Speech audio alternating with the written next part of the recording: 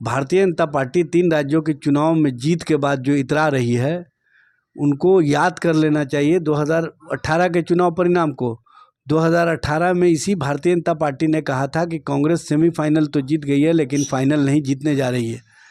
उसी तरह से मैं कहता हूं कि भारतीय जनता पार्टी तीनों राज्य का चुनाव सेमीफाइनल तो जीत गई है लेकिन फाइनल नहीं जीतने जा रही है।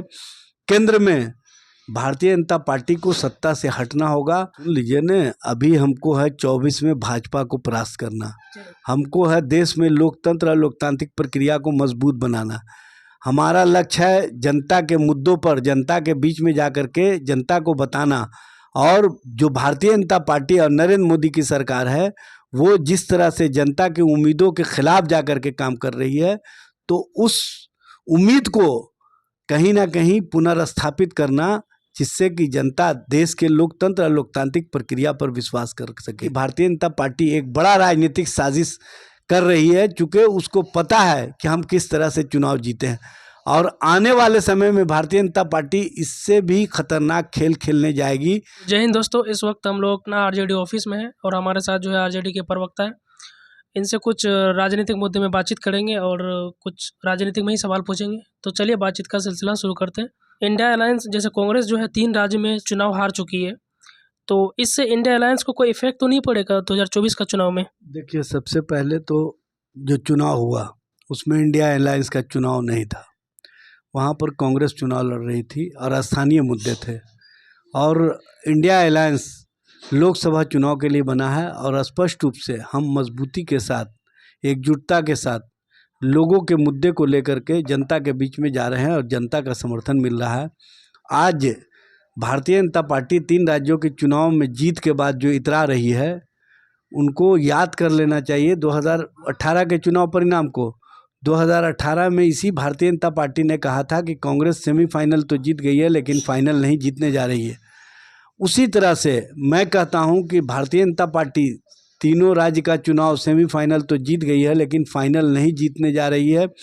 केंद्र में भारतीय जनता पार्टी को सत्ता से हटना होगा, क्योंकि जनता के अंदर जो बेचैनी है, जनता के अंदर जो कहीं ना कहीं महंगाई, महिलाओं पर हो रहे अत्याचार, नौजवान रोजगार के लिए दर दर भटक रहे हैं, रोजगार के अभाव में कहीं ना कहीं उन नफरत की राजनीति की ओर बढ़ रहे हैं।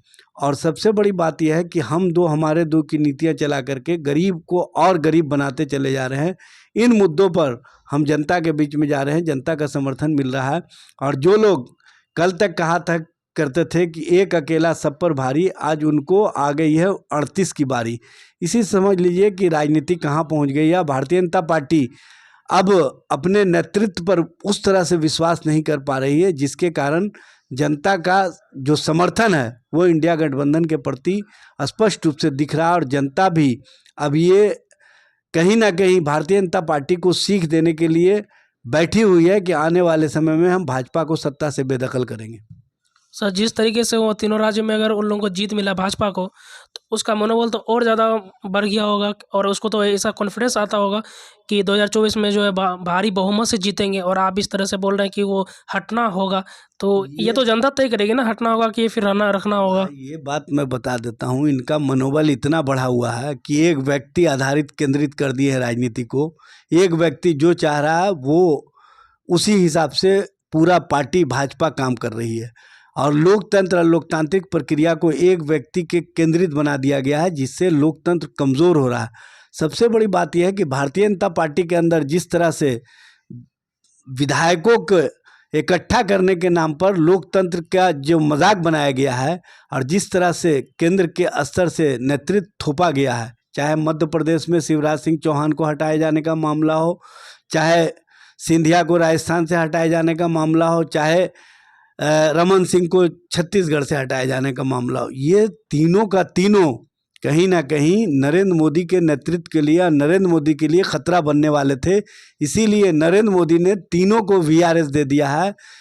और वीआरएस देने वाले नरेंद्र मोदी स्पष्ट रूप से समझ ले कि जनता भी उनको वीआरएस देने के लिए तैयार बैठी हुई है। आने वाले समय में भारत में लोकतंत्र और लोकतांत्रिक प्रक्रिया को मजबूत बनाने के लिए जो भारतीय जनता पार्टी काम कर रही है, उसके खिलाफ जो लोगों में गुस्सा है वो आने वाले 2024 के चुनाव में दिखेगा। और भारतीय जनता पार्टी और नरेंद्र मोदी के नेतृत्व के प्रति जो अविश्वास है उसके कारण वो सत्ता से बेदखल होंगे। कुछ दिन पहले जो है संसद के अंदर जो स्मोक बम के द्वारा जो हमला हुआ था, तो सुरक्षा को लेकर काफ़ी लोग बोल रहे हैं कि काफ़ी चूक हो गई है। इस बारे में आप क्या कहना चाहेंगे? मतलब देखिए, सुरक्षा व्यवस्था में चूक का सबसे बड़ा प्रमाण ये है जी, कि भारतीय जनता पार्टी के सांसद ने विजिटर्स को अपने हस्ताक्षर से भेजने का काम किया। अभी तक से उनसे पूछताछ क्यों नहीं हुई है? उनसे ये नहीं क्यों नहीं पता किया गया कि आप किस तरह से इन व्यक्तियों को जानते थे जो आपने इनको दर्शक दीर्घा में भिजवाने के लिए अपने हस्ताक्षर का प्रयोग किया, अपने पैड का प्रयोग किया। ये भारतीय जनता पार्टी के नेता भी चुप्पी साधे हुए हैं और इस मामले पर जो जांच एजेंसियां हैं वो भी चुप है। इससे ही समझ में आता है कि भारतीय जनता पार्टी एक बड़ा राजनीतिक साजिश कर रही है, चूँकि उसको पता है कि हम किस तरह से चुनाव जीते हैं। और आने वाले समय में भारतीय जनता पार्टी इससे भी खतरनाक खेल खेलने जाएगी, क्योंकि उसको पता है कि हम सत्ता में वापस कैसे आएंगे। तो सत्ता में वापसी के लिए हर वो तरीका अपनाएगी जिससे कि जनता में उसके प्रति कुछ समर्थन बढ़े। लेकिन भारतीय जनता पार्टी चाहे जितना भी खेल खेल ले, चाहे जितना भी साजिश कर ले, अब देश की जनता और देश के लोग भारतीय जनता पार्टी को सत्ता में वापस नहीं आने देंगे। सुन लीजिए न, अभी हमको है 24 में भाजपा को परास्त करना, हमको है देश में लोकतंत्र और लोकतांत्रिक प्रक्रिया को मजबूत बनाना। हमारा लक्ष्य है जनता के मुद्दों पर जनता के बीच में जाकर के जनता को बताना।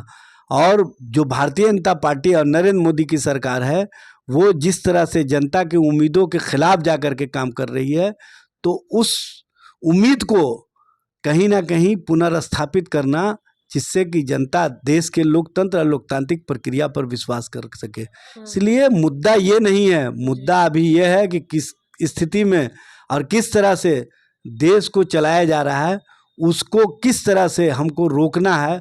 उस दिशा में हम मुद्दों के आधार पर इंडिया गठबंधन के सारे नेता एक मत होकर के भारतीय जनता पार्टी और भारतीय जनता पार्टी की नीतियों के खिलाफ जनता में जाने का काम करेंगे और 2014 वाले को 2024 में हराने का काम करेंगे। तो तमाम सवालों में हमने बातचीत की। कमेंट सेक्शन में आप रख सकते हैं क्या सोचते हैं इस मुद्दे में 2024 के इलेक्शन के बारे में।